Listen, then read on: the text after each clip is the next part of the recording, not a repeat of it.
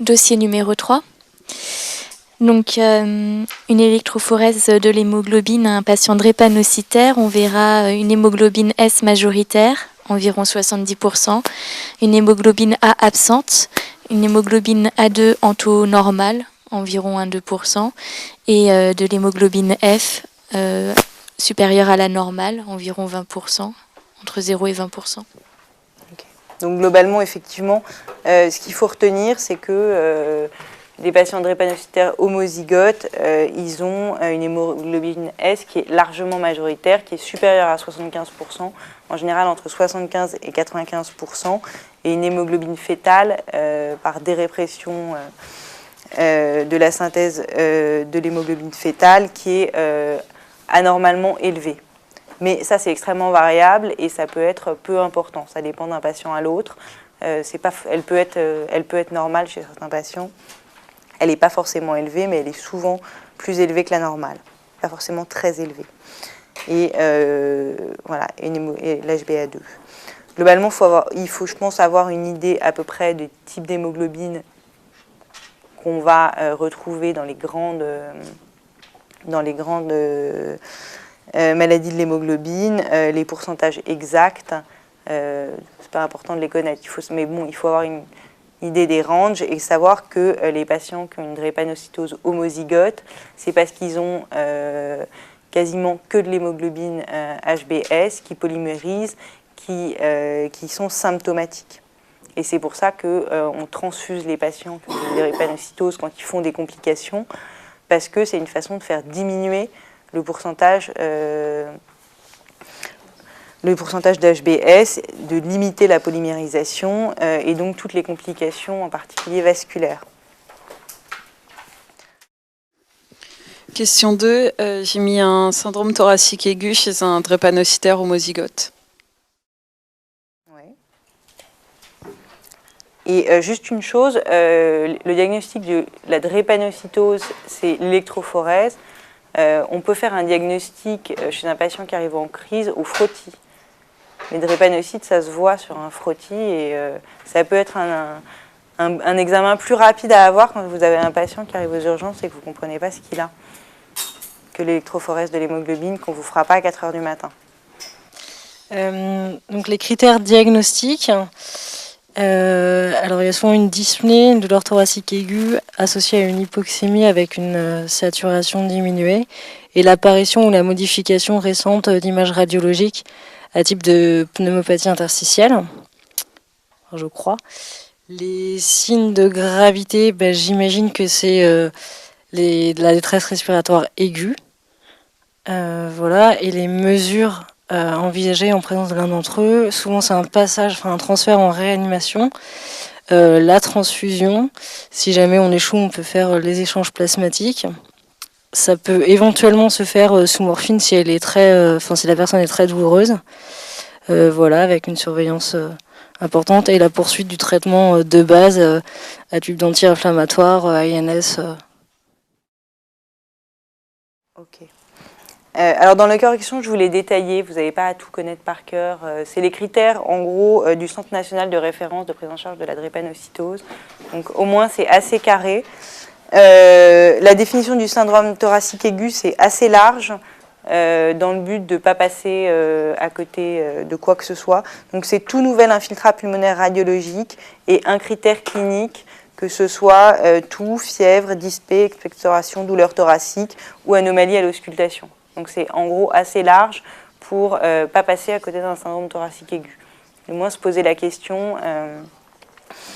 Et alors les signes de gravité, effectivement, c'est pareil, j'ai détaillé, mais si on regarde un petit peu, c'est polypnée avec une fréquence supérieure à 30 ou bradypnée avec une fréquence inférieure à 10, respiration superficielle, difficulté à la parole, anomalie auscultatoire étendue, trouble de conscience, insuffisance cardiaque droite, hypoxémie au gaz du sang, opacité étendue.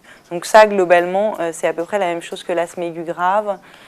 Donc c'est un peu pour vous montrer que si vous avez une question, vous ne connaissez pas spécifiquement la réponse, globalement, avec un peu de logique et en utilisant ce que vous savez sur la prise en charge d'un patient qui arrive, qui a un problème respiratoire qui ne va pas bien, Quand on n'arrive plus à parler, c'est grave. Quand on respire à plus de 30, c'est grave. Quand au contraire, on respire plus, c'est grave. Et quand on a des signes, de retentissement sur les autres organes, le cœur, le cerveau, tout ça, c'est aussi grave. Les opacités étendues, tu l'avais dit, tu vois, c'est vraiment vous êtes capable de répondre à ce genre de questions, même si vous n'avez pas appris votre question par cœur sur la drépanocytose. Ce qu'il faut rajouter, et là c'est spécifique à cette pathologie-là, c'est l'antécédent de syndrome thoracique aigu, parce qu'on sait que dans la drépanocytose, il y a un élément qui est constant, c'est qu'ils ont tous effectivement cette anomalie de polymérisation de l'hémoglobine. Après, il y a des patients qui vont être très graves, qui vont faire des crises très graves, des maladies qui vont être évolutives dans l'enfance, et ça globalement, on sait que c'est en gros du polygénique, c'est-à-dire l'interaction de plusieurs facteurs, mais on n'est pas capable de le déterminer. Donc, quelqu'un qui a déjà fait une crise grave, il est plus susceptible qu'un autre d'en refaire une. Donc, s'il a déjà fait un syndrome thoracique aigu qu'il a emmené en réanimation et qu'il arrive avec des problèmes respiratoires, c'est qu'il est potentiellement à risque de s'aggraver rapidement. C'est comme le BPCO qui a déjà fait 4 séjours en réa. C'est un critère de gravité. Effectivement, transfert en unité de soins intensifs et envisager soit un échange transfusionnel, soit une transfusion de culoglobulaire. Ça dépend du taux d'hémoglobine basale. C'est pareil, on ne vous donnera pas de prendre la décision. Mais effectivement, pensez au fait que transfuser les patients, ça augmente l'oxygénation du sang et ça fait partie du traitement. Est-ce qu'il faut faire un bilan cardiaque à ce patient devant ce tableau clinique, je pense que chez un jeune homme de 17 ans, ce n'est pas la complication la plus fréquente.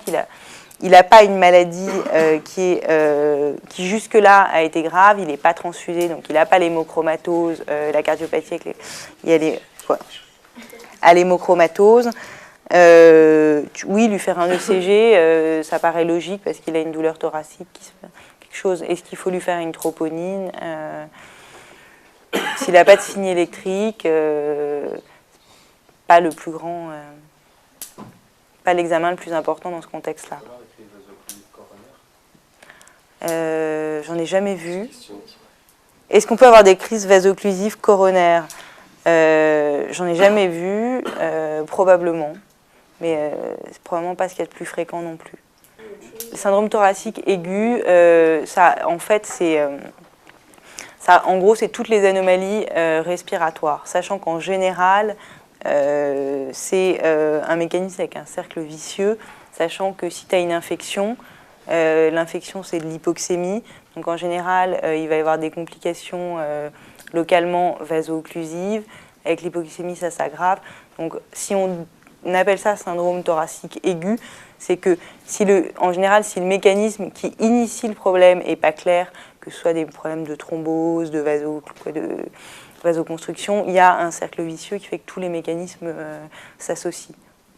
Mais pour chercher une pneumopathie, il faut systématiquement penser à la pneumopathie. Question 4. Donc j'ai mis le froid, l'altitude, les efforts inhabituels, les infections et toute cause d'hypoxie. Alors effectivement, infection, la majoration de l'anémie, forcément, puisque ça diminue le transport en oxygène, donc ça aggrave l'hypoxie. La déshydratation, le froid, c'est très important. Dans les mesures qu'il faut prendre après, réchauffer les patients, c'est extrêmement important.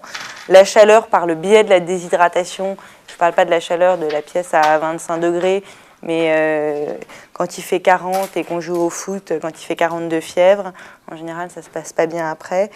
Et l'hypoxie, qui sont la douleur effectivement qui majore. En général, c'est surtout les douleurs, en particulier au niveau thoracique, parce que quand on a mal dans la poitrine, on respire mal. Donc, quand on respire mal, on s'oxygène mal. Et ça fait partie des facteurs qui aggravent, d'auto-amplification.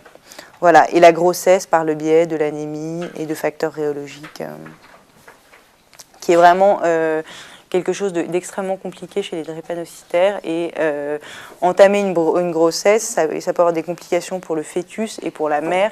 C'est un choix, il faut leur expliquer vraiment qu'il y a des risques de complications et que si une grossesse est débutée, il faut que ce soit fait de façon extrêmement suivie et en respectant vraiment toutes les règles pour pas qu'il y ait de complications. Donc question 5, la prise en charge thérapeutique. Donc on hospitalise le patient après accord parental.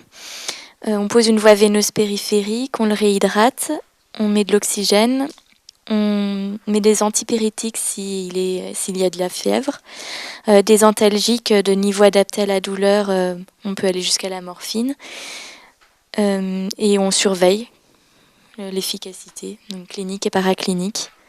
Et on éduque le patient et la famille. Ok. Alors, dans les choses importantes, effectivement, il y a l'hydratation. Alors, globalement, il faut que vous hospitalisiez le patient systématiquement. Après, dans les crises vaso-occlusives simples, les patients ne sont pas systématiquement hospitalisés, mais ça, on ne vous le demandera pas. Il faut réchauffer les patients, c'est très important. Il faut qu'ils soient dans des pièces à plus de 25 degrés. Il ne faut pas les laisser dans le couloir des urgences.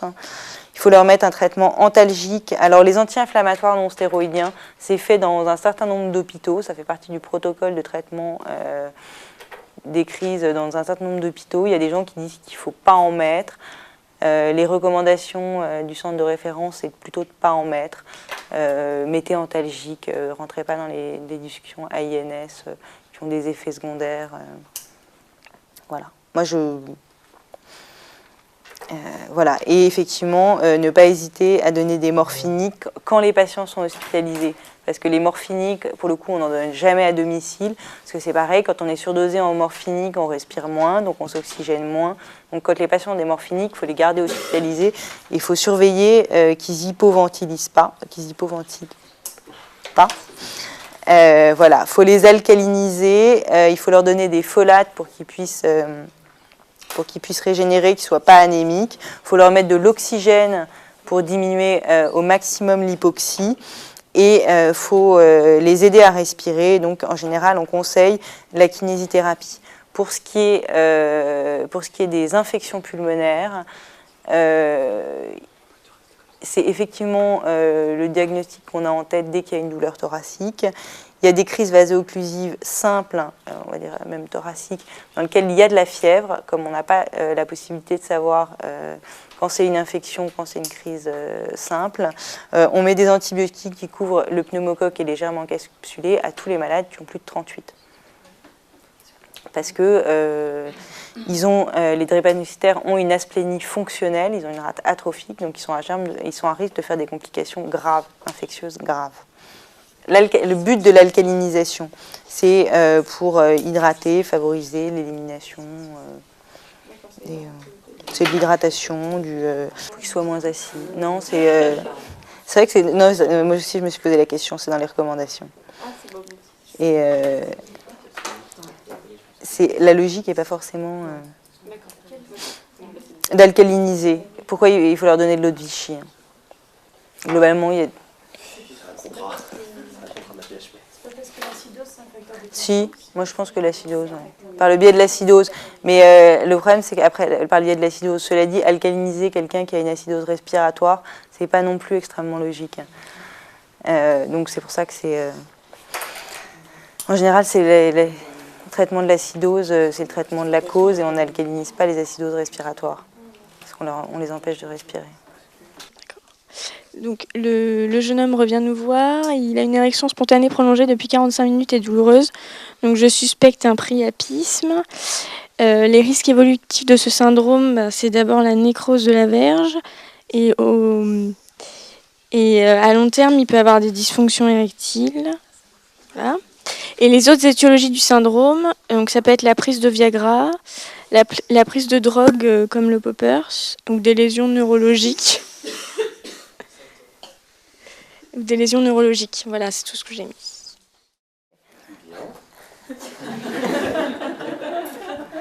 Effectivement, le diagnostic, c'est un priapisme. La drépanocytose, c'était une des causes les plus fréquentes jusqu'à ce qu'on invente les injections intracaverneuses pour prolonger l'érection, ce qui est devenu la cause la plus fréquente.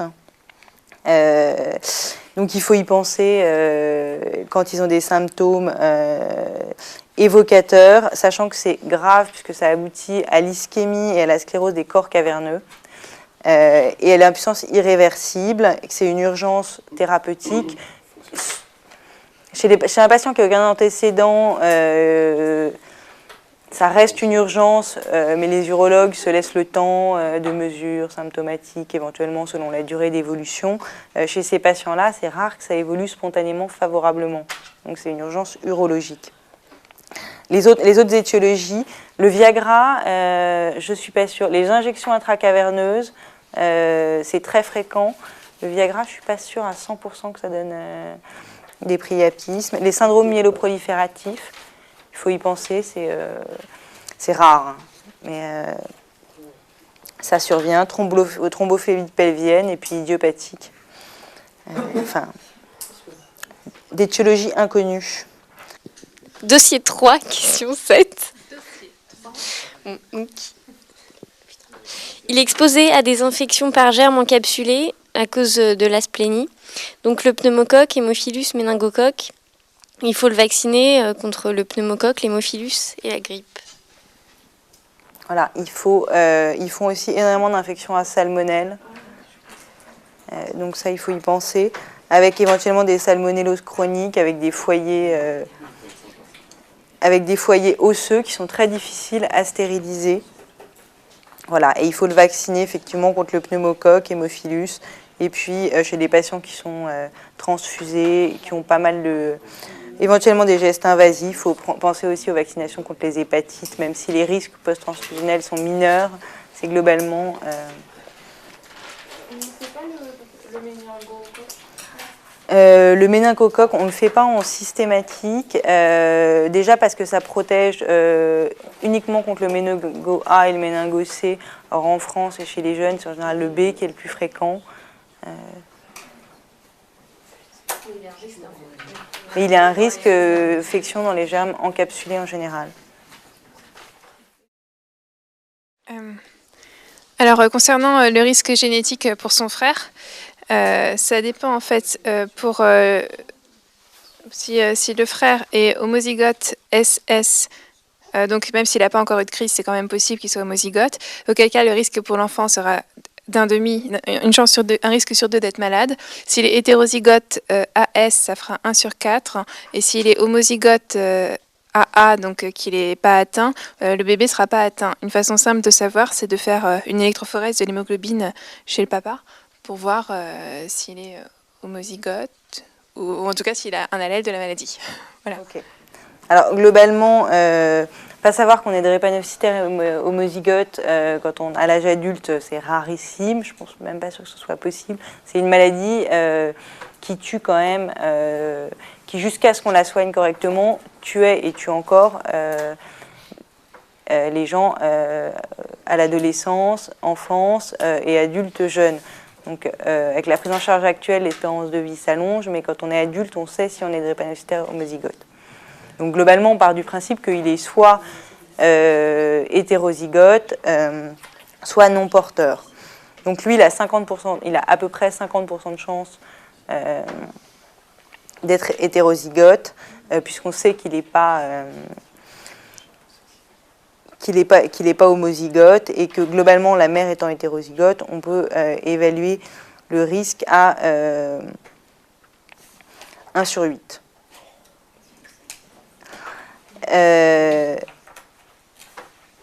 Pour les calculs, il faut réfléchir. Moi, j'ai besoin de réfléchir et je réfléchis encore en vous le disant, en me demandant si je ne me suis pas trompée. Mais il faut essayer d'être logique, de se dire quelle est sa chance d'être porteur. Oui, il peut ne pas être porteur. Ouais, c'est 2 tiers. C'est 2 tiers, c'est pour ça que je me suis dit que je m'étais trompée. C'est 2 tiers, 1 quart. Si, parce qu'en fait, comme on sait qu'il n'est pas homozygote, il a 2 chances sur 3 d'être hétérozygote et 1 chance sur 3 de ne pas être porteur. C'est 2 tiers fois 1 quart. Elle a raison. C'est pour ça que je me suis en train de me dire, il y a un truc qui n'est pas logique. C'est 2/3 fois 1/4. Et donc, ça fait 1/6. Donc, effectivement, la première étape, c'est de faire l'électrophorèse de l'hémoglobine du père. S'il est hétérozygote ou porteur d'un phénotype plus complexe, il y a parfois des hémoglobinoses C, associées. Il faut faire, après, c'est dû à la consultation de conseil génétique. Et si les parents pensent faire un avortement thérapeutique,